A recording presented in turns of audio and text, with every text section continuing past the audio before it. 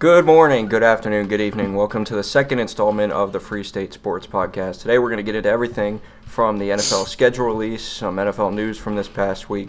We're going to talk a little bit about the roast of Tom Brady. We'll go into the NBA playoffs, as well as some news on Bronny James. That's a hot topic right now. We'll get into some UFC stuff and then some WWE stuff as well. So stick around. I'm here with two of my best buds in the whole world, Andrew and Saquon. What's up, fellas? Hey, how's it going, Mike? Yeah. I had to keep it in. You know, we watched that bag last time, and it was very cringy, very cringy. Just as cringy this time around, but I think it's gonna have to be a signature thing. Anyways, So we're gonna get into some exciting stuff this time around. First thing we're gonna start with. I think we should start with some NFL news. So one of the things that I pulled, what a week for NFL news it's been. Yeah, it's been pretty wild for it being at this point in the off season. We don't usually have this many moves, and just some information came out. But the first thing I wanted to bring up was the extension for Jared Goff. The Lions re-signed Jared Goff to a 4-year, $212 million extension. How do we all feel about that? Well, I mean, personally for me, I like Jared Goff. But as we saw in the past, the last time he got a contract of this magnitude, he almost won a Super Bowl, but didn't, and never returned to the Super Bowl after that. So are we betting on Jared Goff to return to the NFC Championship game? And if we is, do we think Jared Goff has what it takes to get the Lions to a Super Bowl? I don't know. I think you have a powerhouse team with the 49ers, and I don't know if Jared Goff is good enough to overcome that. Right. Yeah, I didn't even think about he pretty much got an identical contract to what he had with that season with the Rams. I didn't even think about that until you told me before we started. Yeah, me neither. Saquon, how do you feel about it? I've not always, but when he was in LA, I was a big fan of him. Even when he practically choked in the playoffs and Super Bowl. I think the contract in question is good for what he has done to the team. We haven't seen Detroit in this form or fashion since who was it? Megatron, I'd say, perhaps. We That's saw fair. last playoffs what they're capable of. If it wasn't for second half hijinks, we probably would have saw a different Super Bowl right about now. We probably would have saw Chiefs versus Lions. I would also probably say he's in a better position than he was with the Rams. I can't wait to see what he does next year. But I do believe in Jared. I think he can take him to the bowl. That's fair. I kind of believe in him too, but again, with it being so similar to that LA situation, it's kind of weird because I was looking at his 2019 stats, and they were almost identical to his stats this past year, which I think was the best year he's had since he was with the Rams. I kind of started to lose faith in him, to be honest, till he had this sort of a breakout season. But again, we see that trend where a quarterback has a good year and then he gets a big deal, and I mean, we'll see if he can prove it this time around. I wish him the best. I think he's a really good quarterback. But, I mean, we'll see what he can do. I have faith in him. I think it could work out for them. They looked really good last year, so I don't think it's a bad move at all. It's just something I'm kind of weary of with it being so similar to the previous contract extension for him. Yeah, I'm right there with you. I mean, like I see where that said, comes from. I don't have any problem with Jared Goff. I think he's a very solid starter. I just don't know if the Lions have that supporting cast that can help elevate Jared Goff into winning a Super Bowl. You're right. He did choke against the Patriots back in that Super Bowl. We saw multiple overthrown balls. We saw multiple wide open receivers miss. That was a really bad one, right? The one that was like I believe it 6-3 was. or whatever it was. No, it was like 13-3? 13-3, 13-6. The only touchdown was Tom to Edelman. Edelman got Tom MVP, I believe. Yeah. Yep. Well deserved. It was a very low scoring game. That was probably the worst Super Bowl I've ever watched. I feel bad for the people that spent thousands of dollars on it. Right. For now. Jared Goff's good, but does Jared Goff have what it takes? I don't think so. I think he's always going to be a reliable starter, but that's all he's going to be. And that's no issue. I mean, there's been tons of reliable starters that have made Hall of Fame without winning a Super Bowl, who's done something for the organization. And Jared Goff is genuinely a good guy, and he's a decent quarterback. That's success, you know. When you're a bad guy and a bad quarterback, then you have Mac Jones issues. Right. You don't want that. So we'll get into the schedule more deserving release. of the contract. What'd you say, Saquon? I was going to ask a final question. I was going to say, who you think is more deserving of their new contract, Kirk Cousins or Jared Goff? Jared Goff, hands down. That's a good question. He's been to a Super Bowl. He's taken the Lions to the playoffs. He's made the NFC Championship game and came up just short. Yeah. While Kirk Cousins, he was injured last year. We don't know if Kirk Cousins is going to return at full strength. We don't know if Kirk Cousins is capable of making a Super Bowl. Shoot, after watching him in quarterback, I think he might always be injured, to be honest. Yeah. I've never heard so and many plus he's not. Plus, he's not working with the same cast. Yeah, he was a moan machine. He was getting hit a lot, bro. Yeah. Yeah, he's around different casts, so we'll see. I don't know. I mean, I wish them both the best. I like them both, but I don't know. I guess we'll see. So, moving on, though. Are we going to cover the opening game of this season? I am beyond excited for the opening game. This is probably the most exciting. What game is that, Mike? That would be our Baltimore Ravens versus the Kansas City Chiefs. September 5th at 8:20 p.m. Eastern Standard Time. Save the date. That's going to be a banger. AFC Conference Championship rematch. It's very rare we get that in the first game of the season, but not only is it a rematch, could it be a possible preview? Maybe, possibly, hopefully.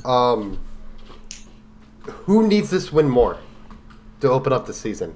I mean, I think it's got to be the Ravens, right? They still still haven't had that Lamar Jackson Super Bowl win that people won't shut up about until he gets. No matter how many times he carries the team on. Let me stop because I'm about to get very biased. But my point is, right, Lamar still has a lot to prove, according to a lot of people. So, and I think the Ravens team really still does too. We saw last year when they faced the Chiefs in the playoffs, for whatever reason, didn't use Dalvin Cook once that they just picked up. To be fair, we don't know if Dalvin Cook was any good by the time he was picked up. Well, you damn sure won't know now because you didn't run the football at all. Straight. I'm about to say. But we're coming in fully healthy into this game. We are going to have Derrick Henry. We're going to have Mitchell. We're going to have Bateman. We're going to have Zay Flowers. We're going to have Mark Andrews at 100%. So, and a new rookie. Yeah. So these were key pieces that I feel like we were missing when we faced the Chiefs in the playoffs. And it's no excuse. That was a very winnable game, and we choked it away. Yeah. Terrible coaching. Why didn't we run the ball? That's a great question. Against that Chiefs defense that was just struggling against run previous week. Defense was terrible that day. But yeah, a win of this magnitude would probably propel the Ravens into that top team slot really early on in the season. Yeah. And I think if the Chiefs were to lose that game right off the bat, I think that puts them in an uncomfortable spot because. But is it? I mean, the Chiefs the past couple years have been that team coming off the offseason where it's been, but they don't have any wide receivers for Patrick Mahomes. They lost against the Lions in week 1. A ton of noise, and they still won back-to-back Super Bowls. True. I didn't even think they were going to make the playoffs last year at the start of the season. None of us did. To be honest, I think most of us, if not all of us, had them ruled out because, in a way, similar to their first Super Bowl with Pat, we were like, okay, cool. There's no way they're going to win this one. They won second round. It's the Bills. They've had drop problems. There's no way the Chiefs are going to win one. Come to Baltimore. Oh, we're the number one, running in the league, and we have the top 5. No way they're going to win. Still won. Yeah. It's hard to rule out the Chiefs sometimes. No. Yeah. All right, continue on, though. Let's jump into strength of schedule. Yeah, the Ravens, actually, speaking of the Ravens, they have the second toughest schedule in the NFL. This is according to NFL research. This was from Football Forever HQ on Instagram. To be more specific, we're talking about the opponent's 2023 win percentage. Right. Which I'm going to refer to as OWP. Yep. From further on. Yeah, so they're facing an NFL high of 10 2023 playoff teams, and they have 7 nationally televised games this year. One of them is a Christmas game versus the Texans. That should be a banger as well.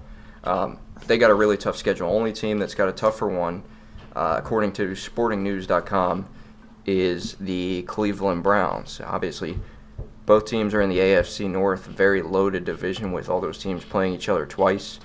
And then, with that mention, Cleveland is also going to have matchups with the Jaguars, the Dolphins, a whole bunch of other really good teams this year. So I think the AFC North is, again, going to be a very interesting division of football this year. Yeah, they have the top 3 hardest schedules in football right now, between the Browns at number 1, the Ravens at number 2, and the Steelers at number 3 with a .533 OWP. Now, with that being said, the Bengals have a bottom schedule. They're at 16 on the hardest schedules of the year. Now, this means nothing, right? We could get in the regular season, and bad teams become good teams become bad, right? We see that all the time. What's important is last year the Ravens were the number 1 team in the NFL for beating teams over 500 and playoff teams. So are we able to do that again? I mean, all the tools are there. Yeah. Yeah, all the tools are there. I think the hardest opponents that we're going to face are within our own division again. So. Oh, and the Chiefs. Yeah. Obvious. But that's a week 1 game. It's not. It could make or break our season, but I don't think it is going to make or break our season. No. And of course, go ahead, Saquon. I was going to say, we also have to pay into account that Lamar's 17-0 against NFC teams. Yeah.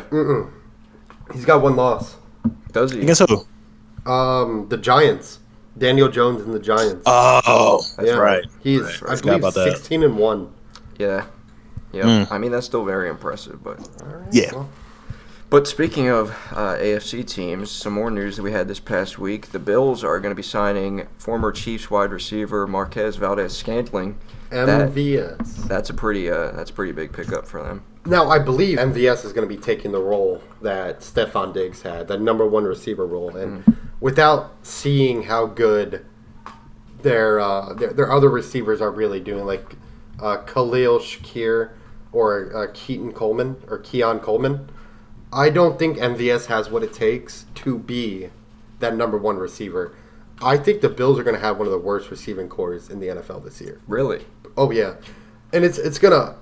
I don't think they're going to be affected too much. They're still going to make the playoffs. They have Josh Allen. They're in one of the stronger divisions in the AFC. With the Bills, the Patriots, who I don't think are going to be strong this year. Never mind that. But Aaron Rodgers and the Jets, pending Aaron Rodgers not tearing his Achilles on the first play. Yeah. Right. They have the ability. Josh Allen has that ability to transform any team he's on. Kind of like Lamar Jackson, like Patrick Mahomes. But the question remains, is his receivers going to help carry him to the Super Bowl? I don't think so. I think we're going to run into the same thing where the Bills will burn out in the divisional round. Now, this is pending any massive trade to pull in a good receiver, obviously. Right. Yeah, that's a fair assessment. They also have Chase Claypool. My bad. Can't forget about I was just thinking that. I'm glad you mentioned that, because that's a weird locker room to have with him in it. Oh, Yeah. for sure. Yeah, that is. The Steelers know how to draft receivers. The receivers don't know how to act. Yeah. Oh, You ain't lying. yeah. Neither do the running backs. Whole lot of money. To be fair, who's the best running back they had since Le'Veon Bell? The Steelers. Who is the best running back they've had? I think the one they have is decent, but he's not as good as Le'Veon. James Conner was pretty good, but he left. Yeah. I went to the Cardinals. He is on the Cardinals. Yeah, I don't remember who their current running back is right now. I couldn't even tell you, to be honest. Hold on. That's odd. That's so weird that we don't know that, and we played them multiple times this year. Oh yeah, and we lost Najee Harris. How could I forget? How did I forget Najee Harris? How did we Najee forget Harris him? he's a questionable running back, right? Because you see plays where he catches the ball wide open with room to run, and he only picks up a yard. So, I think it's too early to press a button if he's good or press a button if he's bad. He's middle of the pack for now. They're not picking up his fifth year contract either. Yeah, his 5th year option. Yeah, thank you. So he might be gone next year. So this has to be his make or break year.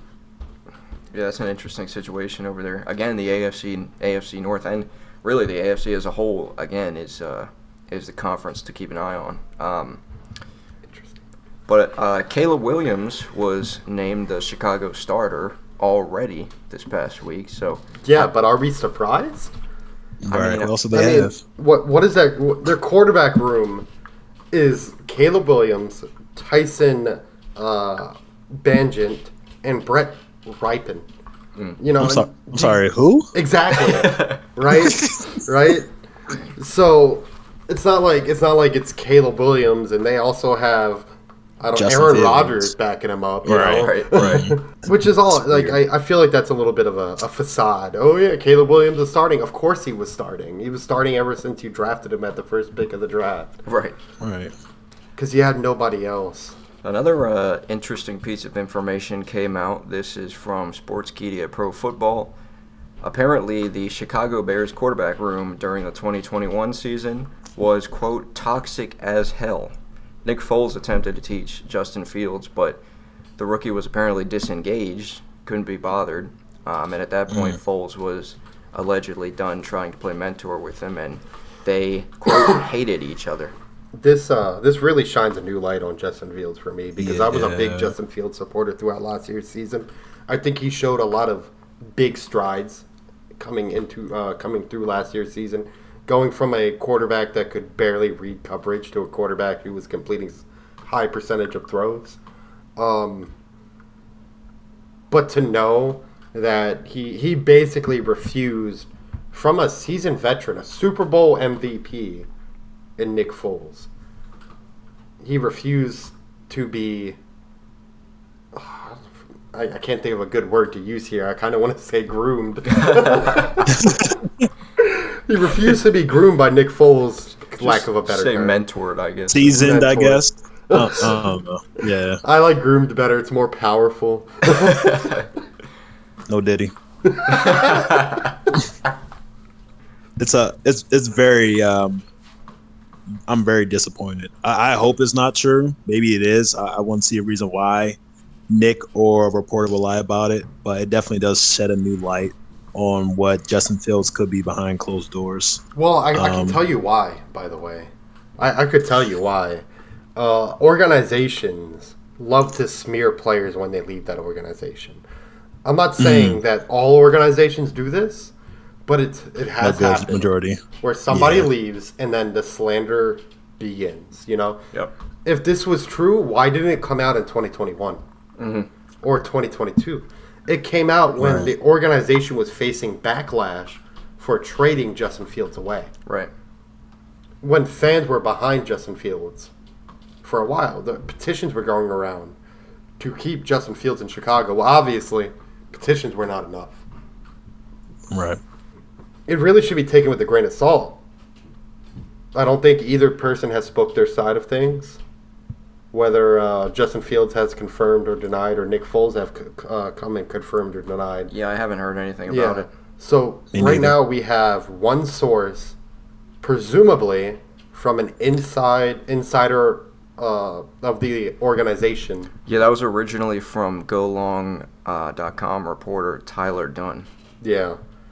So it should be taken with a grain of salt. But regardless, if this is true, it is pretty damning towards the character of Justin Fields. It's going to be even weird considering the fact that, he's with Mr. Cowboys Country, Broncos Country. Justin Fields isn't with Broncos Country. Oh, never mind. He's with. Okay. He's with Mr. Broncos Country. He's with the Steelers right now. That's going to be interesting. The Steelers are going to be my favorite team to watch this year. That's because the whole situation that's going on. Oh, yeah, dude. You have... Well, I mean, I think Russell Wilson is relatively professional.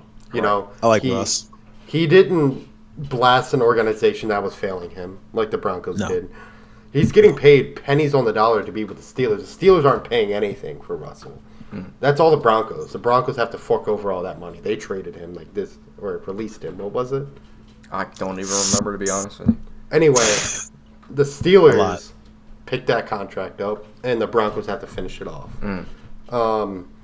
The big thing here is if Russell Wilson struggles, then Justin Fields takes over. Yeah.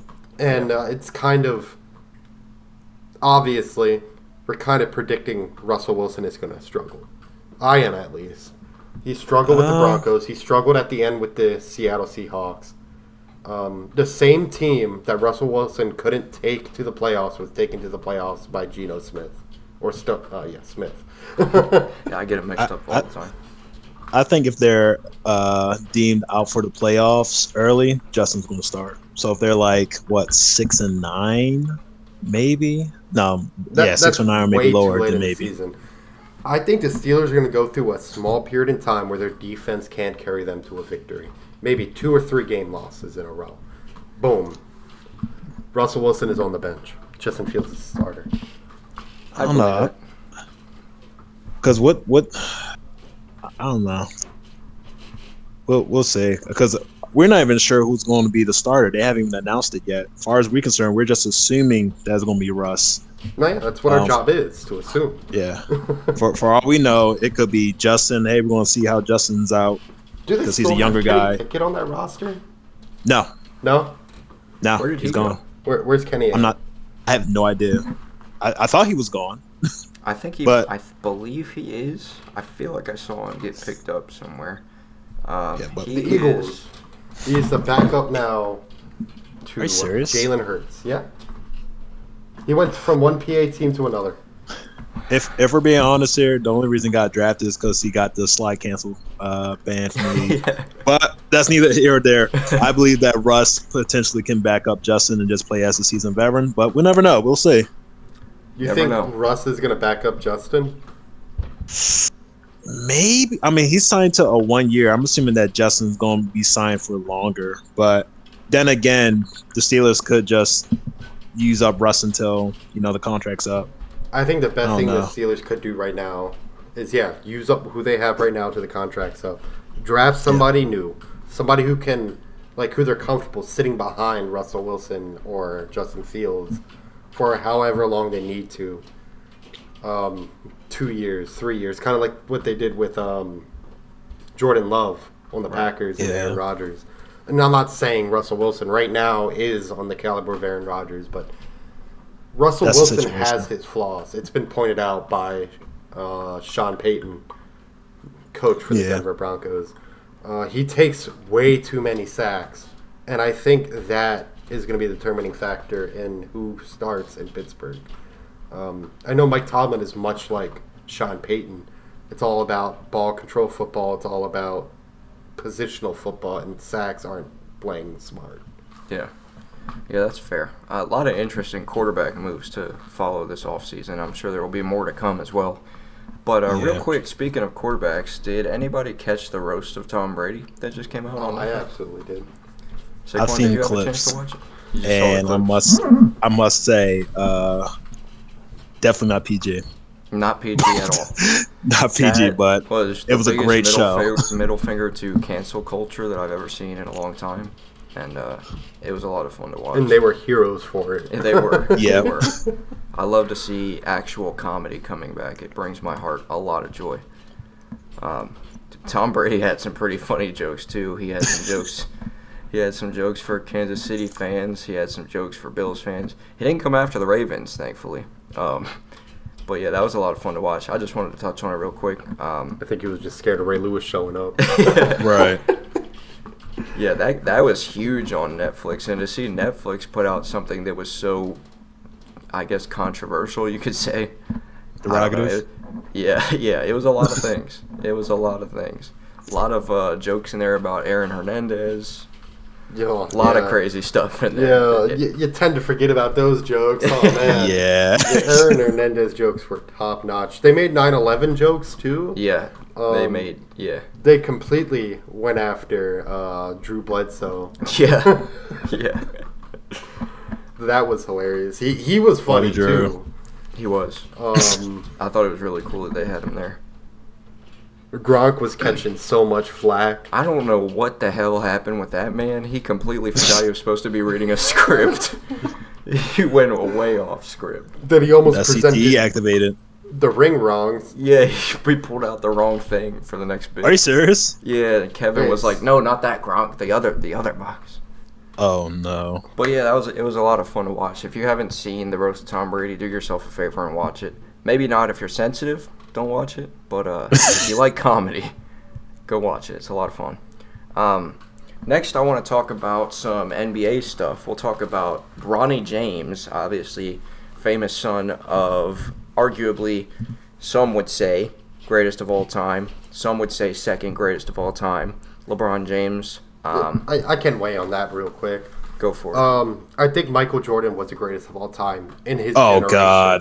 In his Okay, generation. never mind. You finished it. Okay, never mind. Yes. Continue. But as the game evolved, I think Michael Jordan's play style is outdated. LeBron James is the greatest of all time of this generation. And one day there's going to be a greatest of all time of the next generation. Right. So currently, LeBron James is the greatest of all time. Mm-hmm. That's fair. We're about to get at influx in views after this video dropped. Like some but yeah, he just had Bronny James just had his combine. Very interesting performance for the 19-year-old. Very young, by the way. I don't know if you guys caught any of the news about his scrimmages. Yeah. The first one was not good at all. He struggled.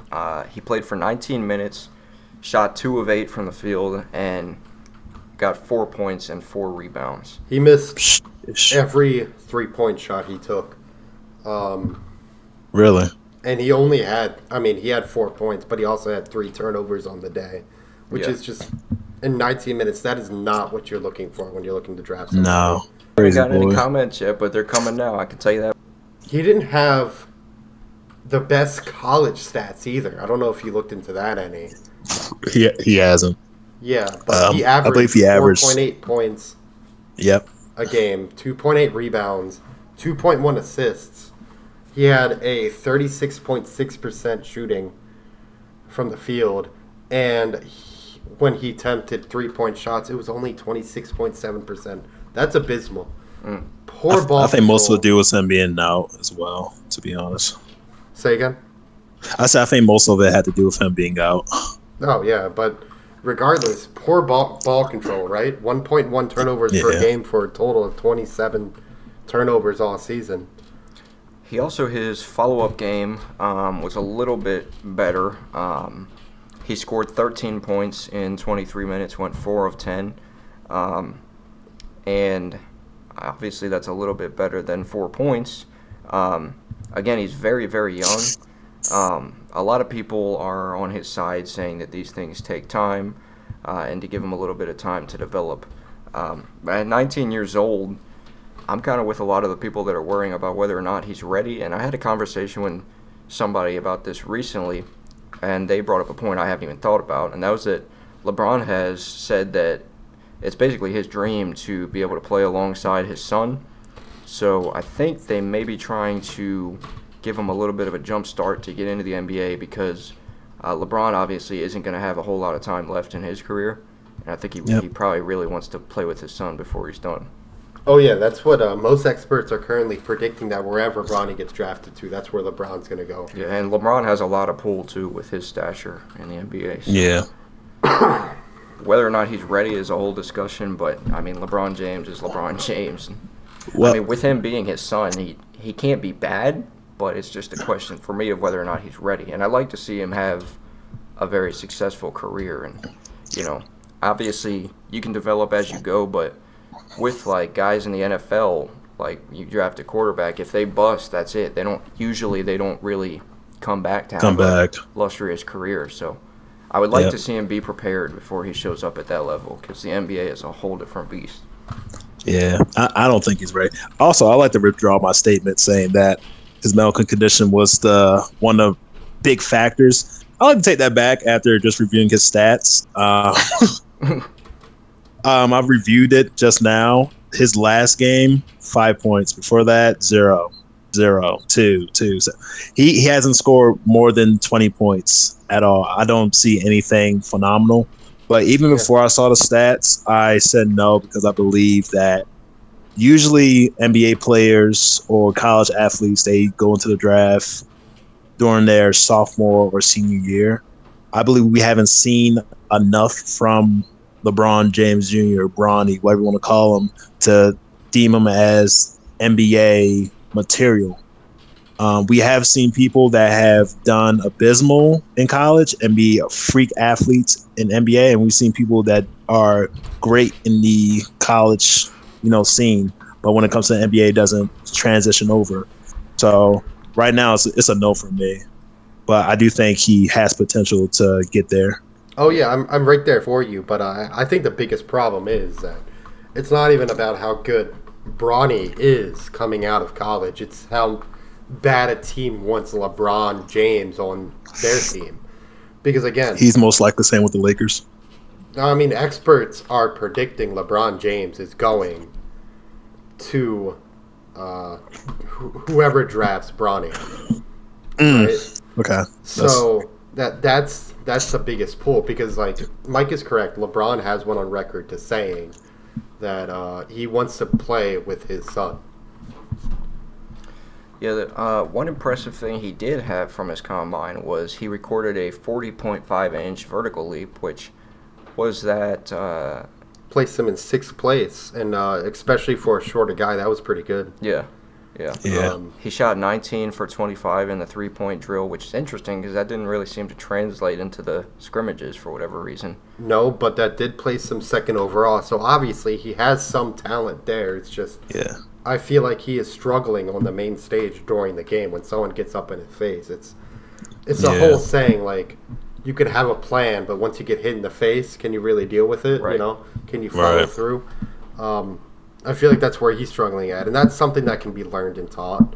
I don't know if he will be, if he will make the NBA his career, because it's hard to keep these kind of stats around when LeBron James ain't always going to be there. Right. Yeah. Well, the other even thing, still, he doesn't have to go straight to the NBA. So, Mike, you mentioned his first scrimmage. His second scrimmage was pretty good. He did do great. He didn't do great, but I think he did good. That's why he got second. He went 4 for 10 from the field, 13 points for 23 minutes. His scrimmage plays for both is good on some eyes, but I don't think it would get him drafted. There's always a G League. There are some guys that will go overseas and come back to the league and improve. We've seen it before with the Ball brothers. Yeah, we'll never know. I just think a lot I think of it comes down it's to all based on LeBron's him. pull, to be honest with you. Yeah, I mean, this is a very unique situation. Yeah. So I think he's going to be drafted based on who his father is, and that's nothing against him. I think he is very talented. I could never do that. No.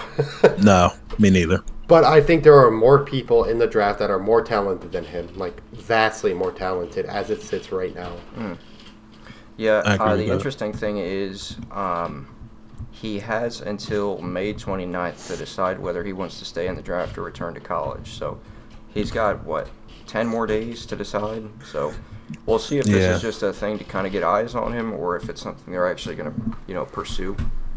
But that's an interesting situation. So we'll be keeping up with all that. But obviously the NBA playoffs are going on right now. So, Saquon, I'll let you take it away. What do you have for the playoff bracket right now?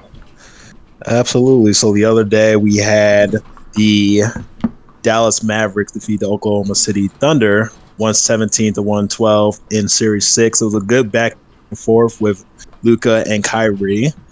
For today, earlier today, we had the Indianapolis Pacers defeat the New York Knicks 130-109 in Series 7. They'll be facing off the Boston Celtics in the conference finals. And then currently we really have... didn't do good today, did they? No, they were very sloppy. They had a lot of injuries, including Brunson. I believe he fractured his left hand in the third quarter, and also one of their guys fouled out. And lastly, right at the moment, I don't have the score for it because they're on break apparently. The Minnesota Timberwolves are going against the Denver Nuggets. I believe the Timberwolves are up by 5 points. Nope, the Nuggets are up. I'm looking at it right now. 53 The Nuggets to are up? 38. Yep, 53 to 38 Yeah. at halftime. Let's go, Jokic. That's And my that's MVP. Game 7, tied 3-3. So the winner of that one, obviously, is going to take the series. Nuggets are up a good bit at halftime, similar to what we saw earlier. So I got the Nugs. Do you? Yeah, I do. What's I mean, reason the for that? OKC. So the OKC, me along with everyone else, I could say we're surprised because the last time we seen the OKC make it this far was when it was Westbrook, KD, and Harden, and not too many people remember that. That was over a decade ago. Right. But with Jokic coming off of his third MVP, it would be a shock to me for them to get knocked out by this younger cast and crew. Yeah, I mean, I gotta tell you, I might have to go with the Celtics just because they're tried and true. So I think I would have to go with the Celtics just because they won For the that finals. Game. Yeah, they won that first series 4-1. So I believe, if I'm not mistaken, I think they were the first team to lock up that next. They were. Yeah, so they were the first team to lock up that next playoff position. I think, I don't know. I'm not gonna pretend that I follow basketball religiously or anything. I think it's important to preface this whole conversation with the fact that none of us tune into basketball like that. But I feel like this is an important thing to mention. We all felt that way, right? Yeah. If we're talking about sports, you got to talk about the NBA playoffs. Absolutely. I do have Celtics winning the finals though. But I had the Nuggets going forward, I think. So you think it's going to be Celtics versus Nuggets? Ooh. If they win tonight, yeah. That's fair. I don't know how, but the Celtics managed to become a better team this year compared to last year. But they're top 5 teams both years. So I wouldn't mind. The Celtics haven't been on that mountaintop for quite some time. So I would love to see it. Yeah. I mean, you can't ever bet against Luka Doncic, right? Like, I don't know too many other players for the Mavericks, but it's him and Kyrie Irving. I mean, both those guys are pretty nasty. They'll be going up against, like you said, probably the Nuggets if they win this game. So, I don't know. Yeah. Interesting matchups for sure. My pick is the Celtics. Do I follow basketball enough to know what the hell I'm talking about? Absolutely not. But my pick is the Celtics. So, Andrew, you got a pick? I can. I don't follow basketball like that. I can't have just say the Celtics. He doesn't want to get roasted in the comments. It's okay. Fair enough. I am just a poor white boy. But for both series, you do have the player of the series, right? Yeah, I have that. So the ones that we're looking at for Celtics and Pacers, we got Jason Tatum's looking really good. He was averaging 24.3 points per game, 10.4 rebounds per game, and 5.8 assists.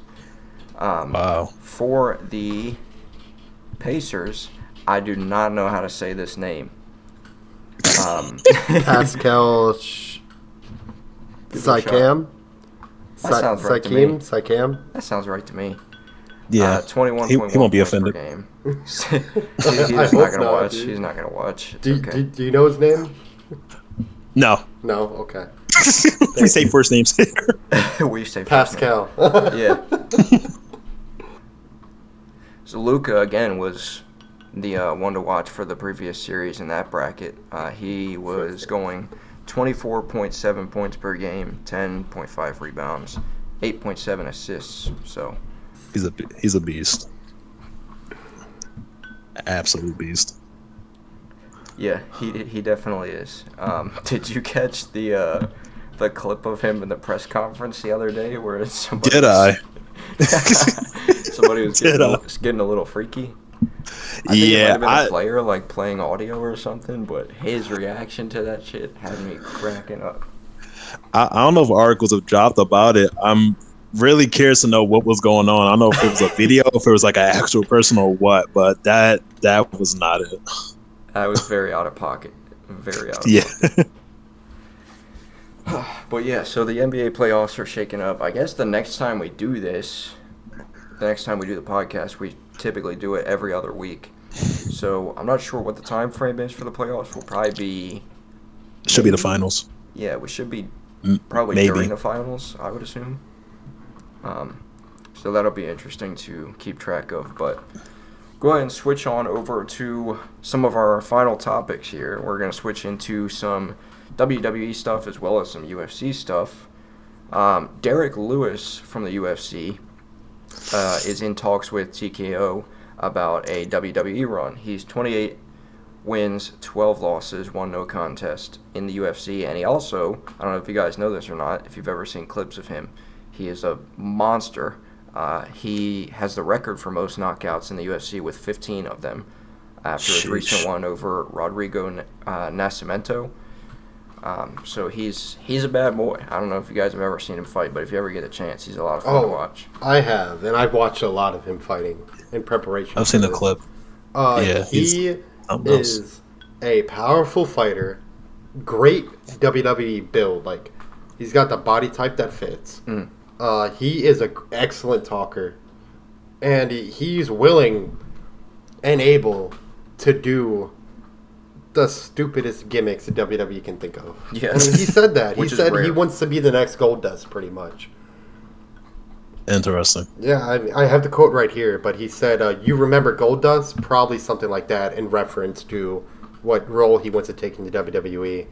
Stardust 2.0. He said, as long as I get I get to paint my face so people don't really know it's me, I'm going to be a whole freak out there and be a little sassy with it. He wants to do it kind of part-time. Yeah. He wants to do the UFC still. He wants to fight in the UFC, but he also wants to come over and do stuff for the WWE. It's kind of been his dream. I could see him doing like a boogeyman type gimmick, to be honest with you. That would be really interesting. Worms. Worms. But piggybacking off of that, wow. Dana White has announced plans for TKO. For those that don't know, that is the owner of both the UFC and the WWE. They recently had that merger. Dana White from the UFC has announced plans for TKO weekends, which will have the show Power Slap on Fridays, UFC events on Saturdays, and then WWE events will move to Sundays. I think Power Slap is the dumbest shit that's ever been existed. But I think that's only his opinion, Dana. Don't sue us. But I agree. It's just so I second that. Yeah, he has to know. I agree. He has to know. Like, no, he knows. It is. He stupid. knows. But people watch it. Yeah, and that's the point. Yeah. The whole reason it exists is gets people going. Stupid. To be fair, there's people out there that think the WWE is stupid and they think UFC is stupid. But I don't think who's laughing now out there actually watch Power Slap unironically. Like, does anybody put on like a Power Slap jersey and get ready to watch the Power Slap 36 event? I watched slapping, but not Power Slap. Yeah, like I watched it through into the lighter stuff. It's okay. No. I watch it. I watch it because of Moist Critical, but I don't go about my way to watch Power Slap with Dana White just because how he operates. For a split second, I thought I'd have to remind you that this is a YouTube video. I mean, listen, they're making a lot of money off of it, so. Props to them, I guess, but I can't get on board with it. But it's a little harsh moving PLEs back to Sunday. Yeah, I feel not a fan. Especially with how long they've been running, like especially like WrestleMania and PLEs like that. Yeah, WrestleMania, I'd imagine they'd still have to have 2 days for it. Yeah. Well, that's see, true. But how often are they? I'm indifferent about TKO weekends. No, that's true. That is true. Yeah. I'll probably. So I'm indifferent about the whole decision because potentially. We're probably going to go back to 1 day WrestleMania, which I don't mind because that'll decrease the random botch matches or whatnot, the jobber matches. I don't want to go back to 1 day WrestleMania. Really? It got too long. That's why they had to change it 2 days. It did. I remember the last time they did it, it was like 6 hours. I assume they went to 2 days because of COVID. Maybe that, along with it being too long, but Yeah, it's probably a also, combination. It was a little harsh. Just real Yeah. quick. I'm sorry to cut you off. It was No, just go. it was a little bit harsh. Seeing the fan reactions when the show reaches 5 to 6 hours long, and all the energy Yeah. from the fans are drained. That's fair. So I didn't think about that. yeah, I prefer the 2 nights because it allows you to split more matches across 2 nights. If we keep it with Okay. 1 night, it's going to impact somewhere. And I don't want to see it to impact the women's division. I don't want to see an impact come to the mid-card division, which has been on fire lately, by the way. Yeah. Yeah. So where's the impact going to come? Whose matches get dropped from the card? Probably matches like, for example, that Rey Mysterio tag match. I don't think that would have happened. Which one? Not a Mania. The tag match with him and my apologies. Him and Rey Mysterio, I think it was originally Dragon Lee. Yeah. And I think it was Andrade Oh yeah. Yes. Yeah. Thank you. versus Dominic and Santos Escobar. I forgot that Yeah. happened. I'm gonna be Thank honest. you. That would have been a Friday Night SmackDown match. What it should have, in my opinion. It would have been probably a pre-show match, but that was probably one of the worst matches on the card. Yeah. And it still Yes. was a good match. It delivered for what it was worth, you know? Yeah. Yeah, well, I mean, going from that, we've got a WWE event coming up this next Saturday. In is Saudi Arabia, King and Queen of the Ring. Sorry, King and Queen of the Ring. I don't want to come get on, canceled. Be before we inclusive even- now. Yeah, don't Get discriminate. started. Come on now. Jesus. When did they In change fact, it? Listen, it should be Queen and King of the Ring. You're goddamn right. Preach. As you were. Or just Queen of the Ring. Just Woman change it. power. Just Queen of the Ring. All right, so before we get into that, I think we have to talk about some upcoming matches on Monday night Raw and Friday night SmackDown. Okay. We have to get into, first, let's do Gunther, the ring general, versus Jey Uso. Who do we have coming out and going to the finale Gunther. in Saudi Arabia? You have Gunther? I think they I'm indifferent, Yeah. right? Because if Jay wins, it shows that they're really pushing Jay over to practically beat anybody, right? And But we aren't know they? that he came close to he came close. He was rumored to have supposed to win the IC title before Mania. But if Gunther wins, he keeps his stature that he had prior to losing the title. So I want Gunther to win Okay. just for the long run. I have a disagreement with you there. I think Jey Uso is going to win. And I'll lay out a couple things why.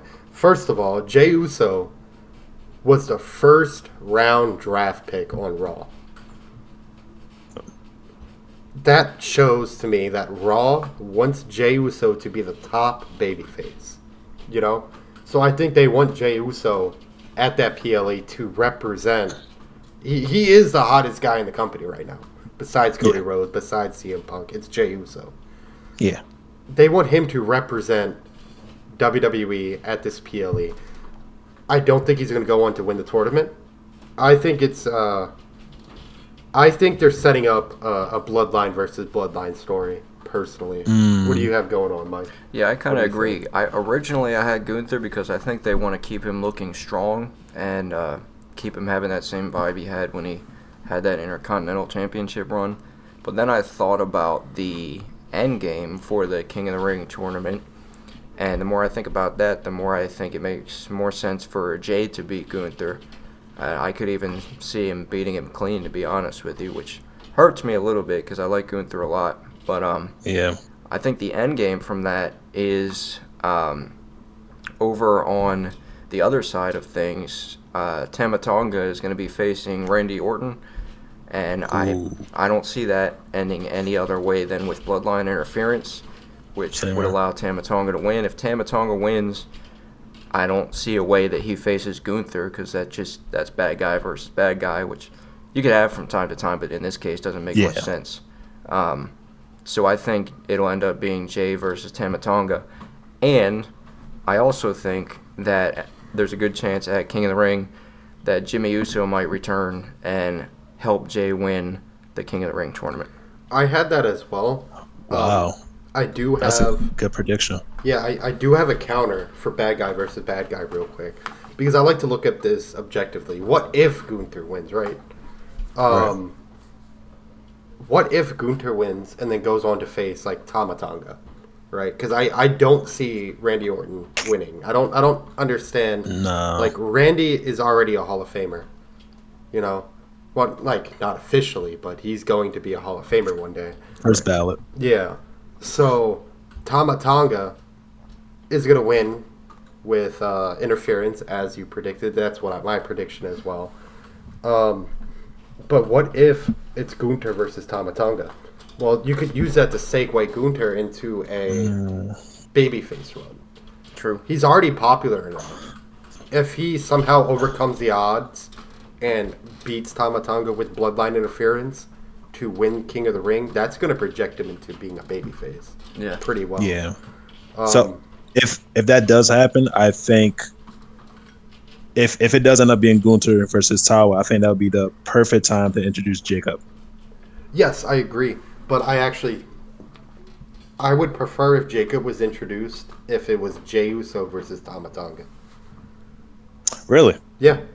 I think it'd be great because Jacob Fatu is that one mystery. Who is he falling under? Is he going to fall under the bloodline, the new bloodline, or is he going to fall with the old bloodline? Because he's a brother to Solo, but he's also the brother to the Usos. Yeah. So, but what would you think would make him more? So the issue right now, we all know what the issue is. Why he's not being introduced? They're scared that he's gonna be come off as more powerful or stronger than Solo. Do you think it would be better for him to help them beat Jay, or will it make him look stronger, beat Gunther? Because I think it would make more sense against Gunther, but for story-wise purposes, it makes sense to introduce some Jay versus Tonga. I actually had a little prediction for that, actually. Okay. Here's my prediction. Tonga. Right. Bloodline interference. Jimmy Uso comes to help out. They get overpowered. They're still outnumbered, right? Right. That's where Jacob Fatu comes in, and he helps the Usos instead of the bloodline. So that sets up and draws further battle lines. And are you worried about Jacob Fatu looking like he's stronger than Jey Uso, who already is the top babyface? Or Roman Reigns? Stronger than Jay? No. Yeah. I ain't worried about that. Or Roman Reigns, when he comes back, he's going to be a babyface. So I think if you're worried if Solo is going to look weaker than Jacob Fatu, then throw him onto the good guy's side, where it doesn't matter how strong he looks. when it comes to Roman, I think when Roman comes back, it's going to be, this isn't the same bloodline that I left. So where do I play? Yeah. And of course, it's going to be like a power dynamic. Okay, yes, I left it to Solo, but is Solo now thinking that he's the tribal chief? I If think that's what so, they've been playing should I at, take yeah. it over? Yeah, like That's what they've been playing at with the whole Paul Heyman, Jey Uso versus Tom. I haven't spoken to the tribal chief since he lost at WrestleMania. I have. Yeah. Yeah. We'll have to see, but I do agree with your prediction. That's going to be interesting to see what Jacob does or what happens at King of the Ring. Yeah. King and Queen of the Ring. Yeah, We can call it I King get of the Ring canceled. for short. It's all good. Yeah. Now, that's just a prediction. Obviously, this could end any way. But I think this is a great time to move on to Queen of the Ring. Yep. Ooh. So we got on the Raw side this week, it's going to be Io Sky versus Lyra Valkyria. And then on the SmackDown side, it'll be Nia Jax versus Bianca Belair. And those two winners are going to face each other at the Queen of the Ring tournament. Yep. I think this is a great time to start off by saying Valkyria has been on an unreal run since she came back, came onto the active roster. Yeah, She out of beat nowhere. Dakota Kai and Zoe Stark to be here. But I think this is where the Cinderella story ends. We're talking about Io Sky, former WWE Women's Champion. Right. You know? The pirate. Yeah. I think it's going to be a damage control interference that costs the match for Valkyria. They're going to keep her looking strong. But I think this is going to be a top heel versus top babyface scenario. I agree 100%. That's a bold prediction. I have Io winning as well. I also just don't think Lyra is quite ready for that big push yet. And then I think Bianca beats Nia because, I don't know. Again, kind of like Andrew said, I think Io versus Bianca would be the end game that makes sense in my mind. Now, but before we get into that, let's throw out all the Nia Jax slander. She's been doing great. She has been so skilled in the ring. She's been taking care of the opponents. She's got strong showings. Like, you know who she beat to get here, right? Naomi and Jade Cargill. Yep. Naomi just came off of a WWE match, triple threat match for the championship with Bayley. And Jade Cargill is one half the tag team champion. Oh my God! Why did I not notice that? She's beating up the entire BLM team. That's crazy. Damn. That was you that time, Mike. You got drunk? No. Not yet. I'm trying. I'm just dumb. Not sponsored, but I picked up a bottle. Maker's Mark. Let me pick it up where we left off, I guess. But I do think this is going to be top heel versus top babyface. Now, this is going to come down to, I don't know who the winner's going to be between Bianca or Io. It doesn't make sense to make Bianca the winner of this match, the final. I agree. Io Sky has performed well with the championship. I don't see them putting the championship back on her in the next year. Yeah. I think there's too many women on the roster that need that opportunity. I'm taking Io Sky to be Queen of the Ring this year. I am too. Really? That's the same prediction that I had. I think if Nia Jax wins, she's going to win the Queen of the Ring. Just this point blank period. I am indifferent with Io's reign. I think Io the wrestler is good, but her reign could have been a lot better. But if she does go up against Bianca, she's going to win. I think Io's reign ended on a high point, at the very least. I think her match with Bayley was fantastic. Yeah. Coming off of WrestleMania, she's been doing pretty well even without the title. But you're right. I can see Nia Jax, if she wins, which there's a possibility. She beat Naomi, she beat Jade Cargill.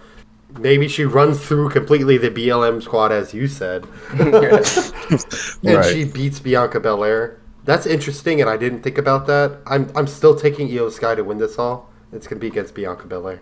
Yeah, I agree. That's moving on to the active matches, let's go. I started off my list with Sami Zayn, Bronson Reed, and Chad Gable for the Intercontinental Championship. Same here. I am going to withhold mine until the very last because I feel like I'm going to surprise everybody. All right. Saquon, who do you have winning? All right, so I think WWE is going to tease us again and not give Chad the title. I would agree with I don't. But I also think they're going to drag Sami Zayn title reign a little bit more. And we're probably going to get another rematch between Sami and Chad later on down the road. Screw you. I would kind of agree. Also, a point that I had, I think Sammy's going to retain by pinning Chad. But also, why is Bronson Reed in the match? Oh, you leave my man Bronson Reed alone. Whoa, we love Bronson Reed here. Okay. No, I'm not saying I don't talking like him. crap about the Andre the Giant Battle Royale winner? I forgot he was even in it. Same here. I don't know. It just feels unnecessary. They're doing like more with Bronson Reed than they did when Bobby Lashley won the Battle Royale last year. Yeah, but it feels like they're booking him. He was at Mania. That counts. He wasn't at Mania. Oh, okay. He was at this year's made an appearance. Not last year's Mania. They're booking him the way like I book my superstars in my GM on 2K. Like I kind of just throw him in, you know? Yeah. I just need an extra person for a triple threat. Personally, I think this story is building to something bigger and bigger and bigger, right? Chad Gable is great. Chad Gable needs to lose the Alpha Academy. They're holding him back, right? Yeah. He already wants to leave them. But I don't think it ends there. I think we're going to get a tirade. I think that Chad Gable is going to team up with the Creed brothers. Yes. And we are going to get a tag team champion with the Intercontinental champion. I would love that. The Creed brothers are I like really that good. too. They have a really good amateur wrestling style. Yeah. Very legit tag team. I think Chad Gable has to ascend to a bigger level of heel before he can take that title. He's very basic heel right now. Like, oh, he makes fun of people. Okay. Yeah. He attacks just Sami Zayn. No, like, I want him to be a heel. During a match. Yeah. I don't want him shaking hands backstage, laughing. No, I want heel work. And I know Chad can do it. And I've seen him do it already to Sammy. Let's see him do it to more people. He's going to get the title. Right Yeah. now? No. I think Sammy does retain. But I think Bronson Reed adds that layer to this feud where it's going to be Sami Zayn pinning Bronson Reed Really? to retain. Yeah. Yeah. I don't think Sammy's going to drop the title to Chad until a different PLE. But it's going to be a singles match between Sammy and Chad's going to look like a star. Yeah. I think that's when he's going to turn heel. And his version of a heel reminds me of when Shinsuke was on a losing streak because of interference. It's not like he's fully heel. He's an anti-heel / face. Yeah. I think when he fully, goes for it is when he cheats to win the title. Well, I'm glad we're all in agreement. I thought I was going to surprise everyone. I thought everyone was going to be like, Chad's going to win. Because that's what everyone else is like. Oh, my, No, I don't see him. I just don't see him.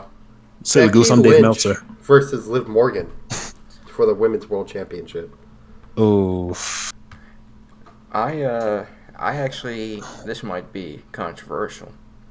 no. I have Liv Morgan winning that because I think obviously the original plans were for her to feud with Rhea Ripley, who ended up getting hurt, and Becky kind of stepped up and took Rhea's place.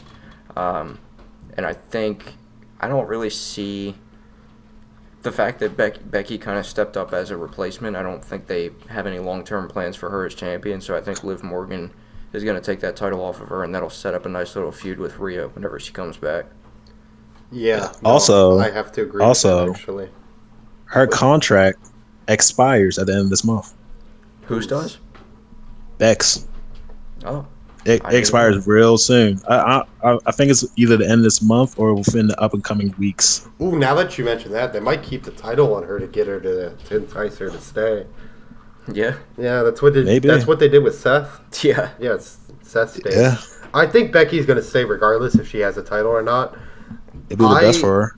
I took Liv Morgan in this match because I think Becky was just a transitional champion. Yep. It'd be boring if Liv won it in a battle royale. Yeah. I feel like her character wants to earn it. She wants to earn it. And a battle royale is not earning it. It was easy to throw it on Becky Lynch, being one of the 4 horsewomen. I would love to see Liv Morgan run her rampant. I think it's going to be a close match. It might end in a roll-up. Personally. Don't know. Yeah. I hope not, but it should be a pretty good match either way. I want her to win as well. And if she does win, I'm hoping that it's better than her last title reign. If you guys don't remember, it just, when she cashed in the Money in ups. the Bank on Ronda, right? Yeah. Yeah. I think, like it was, I don't know. It wasn't as memorable. It was similar to EO's, but it was lasted longer. If she does win this time around, I want her to go full heel and put on some actual bangers. I know she can. Oh, yeah, for sure. Yep. We've seen it before, but we'll see. Yeah, it should be interesting. But next up, we got the big one. We got the Undisputed Championship. It'll be Logan Paul versus Cody Rhodes. Now, if you don't watch WWE, you may be thinking, what the hell is Logan Paul doing in the WWE? And if you're not on social media, you might be wondering, who the hell is Logan Paul? Yeah. And for that, I applaud you. Yeah. But this match is going to be a classic banger. I'm predicting it right now. It is going to be a banger. It's going to be an instant classic, whatever you want to use. What is instant classic? 4.5 stars in 2K? something like that. Yeah. But yeah, Something Logan like Paul that. is actually he's a natural at professional wrestling. He's really, really good. As is Cody Rhodes, obviously. So that'll be interesting. Another thing that's interesting about it is the fact that it was originally for both titles because Logan Paul holds the United States Championship. It was originally for both titles, and if you guys didn't catch SmackDown last night, there was a bit in the contract signing that they did where Logan presented a new contract that stated it was only going to be for Cody's title and not Logan's. They exchanged some words. Things got heated. Cody signed the title. People beat each other up, whatever. So now, after Cody signed that contract, it's just for the Undisputed Championship, which Cody holds. So, sorry to correct you, best buddy in the whole world. Goofy. It was 2 days ago, not last night. 2 days ago. I'm running. We record on Sundays and we upload. It felt like last night. I'm running on like 6 hours of sleep for the last 2 days. So, and again, non-sponsored. Maker's Mark. Can we get a Red Bull? If they want to sponsor us. Literally any sponsorship. Actually, now that I think about it. You made me laugh. Matter of fact, I'm actually a really big Logan Paul fan. If Prime wants to sponsor the podcast, and if Prime doesn't, I like Celsius too. If you don't know, there's drama going on between Logan Paul and his former podcast mate. I can't remember his name. Yeah, not Mike, but the other one that left. George. Yeah. And, he had a Celsius sponsorship. Yeah, he had a Celsius sponsorship. The funny thing is, Logan sent a joke text to him. And he was like, "Oh, what you doing hanging with the competitor? I have to get you on Prime." Right? Like saying, I have to sponsor your podcast on Prime. And I guess he took that the wrong way. I don't know. That's how, literally, I saw the text. That's how I read it. It was joking. Yeah. Could have been more serious. Who knows? Anyway, back to the podcast. I'm sorry for that, guys. That's okay. That's okay. I like George better anyway. But no, Logan Paul is really good in the ring. That'll be an interesting match. Cody, we're going to talk about his title reign a little bit at the end of this. But this is his second PLE title defense? Yeah, first one was AJ. Kind of crazy that it's against Logan. I don't know that I saw that coming, but I don't hate it. Me neither. It should be a pretty good match. I don't hate it either. Well, I think the stipulation of it being champion versus champion threw me off. I just found out tonight because I missed SmackDown on Friday. Same here. Yeah, that this is for the Universal title now.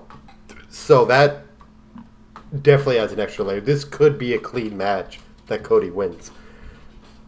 I actually think Uncle Howdy is showing up tomorrow. Not tomorrow, next weekend. Next Saturday. Uncle Howdy is going to cost the match for whoever the loser is. I'm most likely thinking he's going to target both people.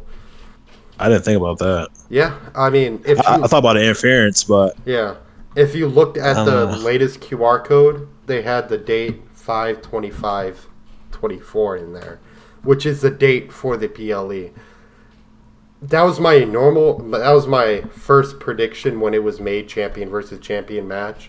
It could still happen though. Which is important to note. Uncle Howdy could make a showing. It could be anywhere in here. It could cost Tama Tonga a match. Who knows? I think it's going to be Cody Rhodes and Logan Paul. That would make sense. I think that would make the most sense, and I think they're definitely going to have to pull the trigger on that eventually because the teasers have been going on. For anybody that is listening and hasn't kept up with WWE, it's really difficult to explain who Uncle Howdy is. So just look it up. But there's a whole bunch of teasers and stuff that they show during episodes of Raw and SmackDown where supernatural antics. Yeah, little skits. Maybe the title, the screen will go staticky for a second, and a QR code will pop up for half a second. Yeah, it's really cool, and you can kind of follow it like an Easter egg hunt and kind of try to guess when he's coming back and how he's going to come back. So that's what we're talking about for anybody that's wondering who the hell Uncle Howdy is. Lost in the sauce, and I completely get it. But yeah, I mean, that would be pretty cool if that would happen. Another important thing to note is, obviously this is a big deal because Bray Wyatt from the WWE passed away a few months ago, and he had a huge supernatural gimmick, probably the biggest one since The Undertaker.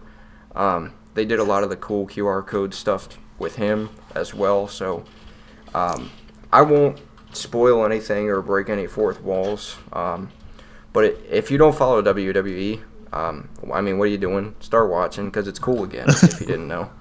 But wrestling is cool. It is. We're not. Please get into it. Totally. Besides that, I mean, and if you're a little bit interesting to learn about the supernatural antics of Bray Wyatt, who was an amazing character, please, I implore you to check out the documentary on Netflix. Not Netflix, Peacock. Yeah, Peacock documentary. What's it, Becoming Bray Wyatt or something like that? Yeah. I think so. God, it was really good. Even if you don't watch wrestling, check that out. It shows you a glimpse into his life and some behind-the-scenes stuff and how creative he was. It's just really cool to see the behind-the-scenes stuff of all that, the character work and stuff like that. And he was definitely one of the best, and it was a sad, sad day when he passed. But I'm excited to see what they do with Uncle Howdy. I feel like there's a huge void in the WWE ever since Undertaker retired and Bray Wyatt. Yeah, it felt like away. finally someone was going to fill the shoes of the Undertaker, and I think Bo can do it. He could. There are theories Yeah. that he might come back as a version of the Fiend as well, which I wouldn't hate, to be honest with you. Yeah. I'm excited, dude. Like, I'm excited for everything, and I don't know if this is going to be like just Uncle Howdy showing up, or it's The going to whole be stable that they're going to put Yeah. together of different characters. because again, if you don't know, Braun Strowman used to be in the Wyatt family with Bray Wyatt, and they're bringing back Eric Rowan, right? Mm-hmm. Right? Yep. Yeah. Redbeard. And he used to be part of the Wyatt family, who dominated the scene. Some 4 or 5 years ago? Yeah. With Luke Harper, RP Yep. Luke Harper. Yeah, we lost Luke Harper too a few years back. Yeah, a lot of history there. Way too much to go in depth about. But If we continue, we're gonna make Mike cry. back on the track of the match that we're talking about, who do we have winning between Cody and Logan Paul? Isn't it obvious? No finish. Logan's gonna be a double champion. No, I'm kidding. It's gonna be Cody Rhodes, and it's not gonna be close. I think if there is gonna be no finish, as Saquon suggested, Cody Rhodes is gonna go out looking like the superstar in this match. Yeah. He's gonna have all the good spots. He's gonna be looking like Roman Reigns looked when he went against Logan Paul. Yeah. I mean, it would be pretty cool if they even had like interference in the middle of the match and Cody still won. I'd be okay with that too. Yeah. Yeah, either no finisher is going to be Cody. I don't. Well, Now that stipulation changes, it could be either or now. Yeah. yeah. Well, I don't like the match to begin with, not because it's Cody versus Logan, but just due to the fact that I assumed that was going to be a title versus title match, which I was fine with, and then it was a U.S. title match. Now it's a WWE title match. I'm a stickler when it comes to these type of PLEs. If it's going to be called Kings and Queen of the Ring, it should be strictly those kind of matches. I disagree. But well, when it comes to Hell in a Cell, you would come in expecting that every single match would be Hell in a Cell match. So it'd be kind of weird to have No, you don't. a match that's not that. I think so. It's very rare that every single match on the card is the exact match it should have been. Well, when you dedicate, so for example, Survivor Series, right? Yeah. The ring is a double ring the entire night, and you use a double ring the entire night, right? Why, if a match is set at Hell in a Cell and the title and the PLE is named Hell in a Cell, why not have a match named after that? They're going to have one match named after that. And the WWE is kind of doing away with those type of match stipulation pay-per-views. I don't know if you've noticed. Yeah, I've noticed, but it defeats the purpose. But, like, think about it. How are you supposed to have a 2-card match with King and Queen of the Ring? Are we supposed to have the whole tournament in one night, which would be kind of boring? We've had matches that happen off television, so it doesn't make much of a difference. True, I guess. I just disagree with you there. I don't think everything has to be the name of the show. I think having title matches mixed in there is awesome. I wish personally that King and Queen of the Ring carried more than a crappy gimmick. Me too. All year. That's something I'm. And I really thinking hope about. it does this year. Yeah, I need it to be a little bit more relevant. Because it carries the same weight as the Andre the Giant Battle. Yeah. No, I agree. But they don't make a whole pay-per-view around Andre the Giant Battle Royale. Yeah. Hopefully they're Well, planning to make it bigger this year. But that's the difference. The Andre the Battle thing is one thing versus King of the Ring. It's a tourney, and you can make the argument. Yeah, true. They do the same thing for the Royal Rumble, but they now have 2 Royal Rumble matches, and they could last the entire PLE if they wanted to. Okay, yeah, but what about Elimination Chamber? Should they have multiple Elimination Chamber matches, like 4 or 5 of them? I mean, there's enough titles, so why not? Because there's not enough superstars, first of all. Uh, I what, said 6? superstars, not wrestlers. No, because look, there's what? Elimination Chamber, there's what, 4, 5 belts, right? And there's 6 chambers. Well, there's 6 people per chamber. Yeah, 6 per. Match, yes. They could definitely have that many people if they wanted to. I disagree. I prefer having different match flows throughout the pay-per-view. Or, sorry, premium live event. We don't use that word anymore. Jeez. But throw myself off Mike's balcony. but yeah. So anyways, getting back on track. This is Cody's second defense at a PLE after he ended Roman Reigns' historic title run this past WrestleMania. So I gotta ask, how's everybody feel about Cody's title reign so far? What do you mean by historic title run? It's been Why did you lean in so close? I do have a question to pose to you guys real quick, okay? What makes Roman Reigns' title run historic? That we haven't seen one that long in the modern era. Yeah. It's a decent And point. story building. That's a decent point. What qualifies someone to be a GOAT nowadays? Who is the GOAT of wrestling? That's the question. Because It was John, but now people say it's Roman. how is it Roman? Just his title reign and who he's beaten. I mean, I could see the So argument shouldn't it for be but- Bruno Sammartino? That's his name, right? Yeah. Someone made depends that. on your- I I feel like think it's- Bruno. Didn't he hold the title for a decade? Damn near 5 close. years. Five No. to 10 years around that era. I think it's I feel like GOAT is subjective because for me personally, it's not even about titles. It's about like you have to have charisma, you have to have in-ring ability, you have to be able to talk, you have to do the media and that Make-A-Wish stuff and all that stuff. I think there's a lot that goes into being the GOAT. So for me, I'd probably still say it's John Cena, to be honest with you. I think he's the most total package. That's a fair argument, though, Andrew. I think Bruno right now is kind of in comparison with Bill Russell. For those who don't know who Bill Russell is, he's won 11 championships in the NBA.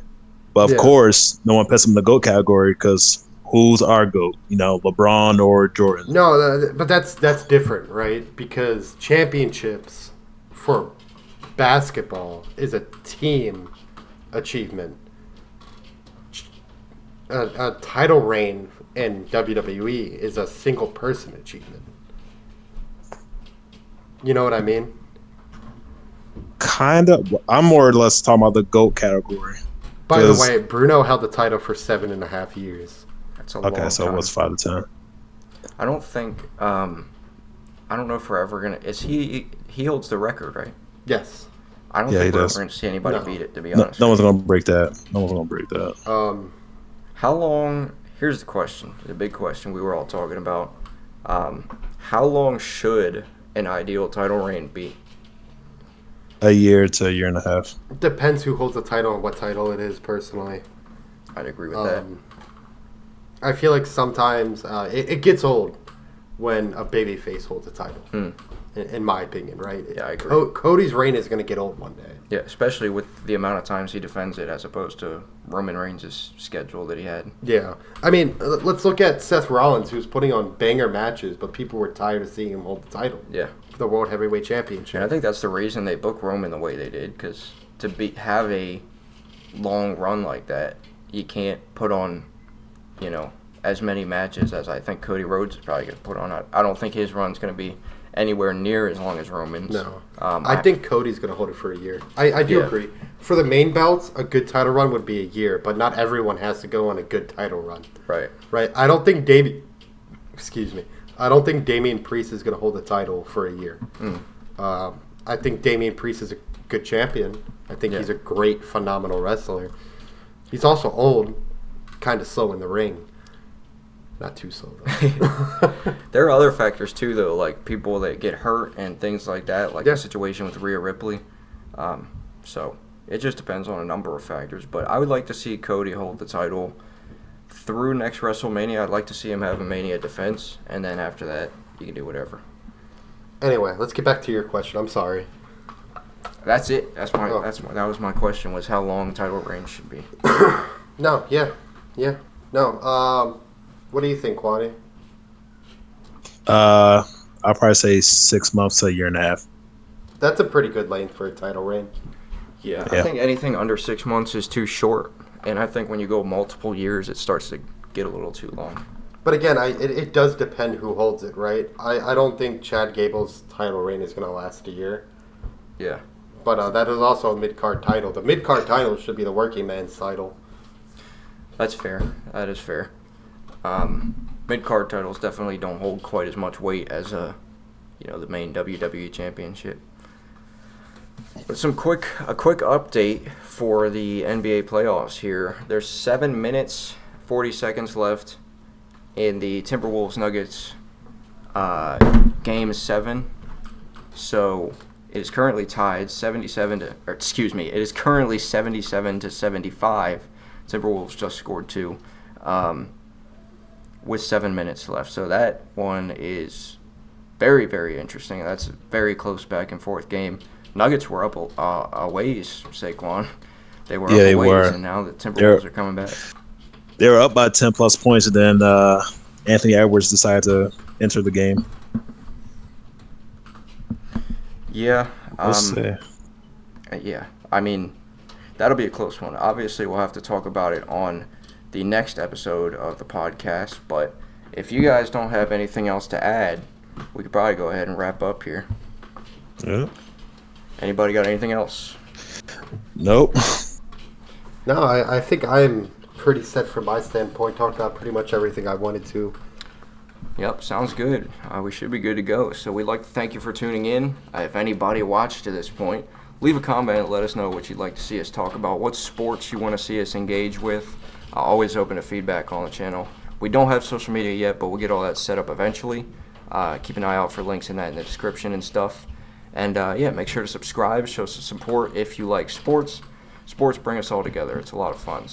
And lastly, if you have any ideas or opinions from yourself, please leave that in the comments. I'd love to read over those and talk about it here on the show. Yes, love discussion.